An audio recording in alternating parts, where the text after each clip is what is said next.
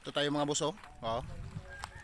Yan yung dalampasigan, hindi masyado makita natin yung sa unahan kasi white siya mga boss. Pero ito, kita natin, oh. Yan. Sige, simulan tayo. Tingnan natin kung mayroon bang makukuha tayo dito mga swaki mga boss. Daming ano, daming nanginhas. Yan mga boss, oh. Yan, oh.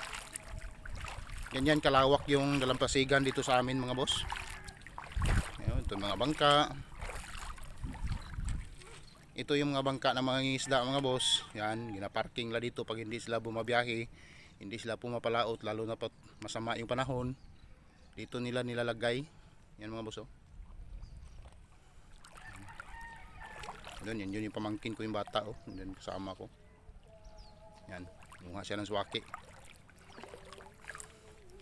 Yang makikita natin yung mga boss, yung medyo malabo, malayo.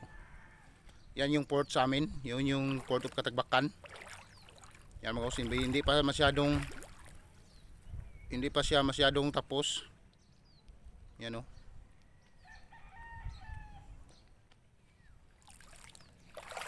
Okay, simulan tayo manguha ng mahanap tayo ng swaki mga boss.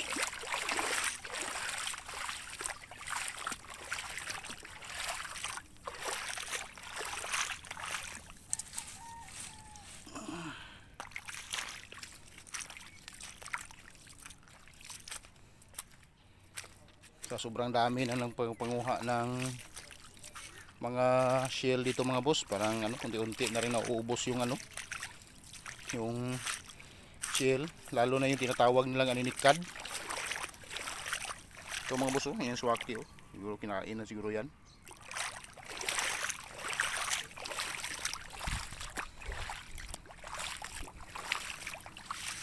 Ito, sa sino pang hindi nakakakilala nito, ito yung starfish. Yan, oh. Yan mga boss, oh. Yan yung starfish. Ano yan? Ano din siya? Hindi nakakain yan mga boss.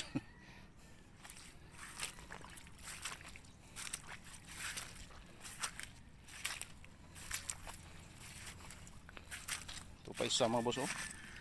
Puro starfish. Daming starfish dito. Oh.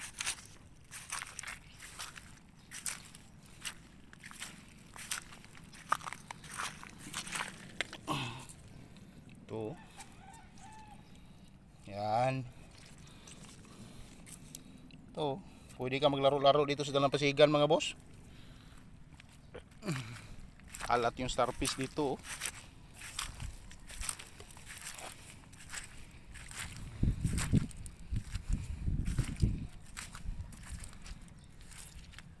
Wala. Grabe kalawak yung ano mga boss, oh. Unique dito kasi dito ito yung bundok, saka ito yung dagat. Ang ganda pumasdan.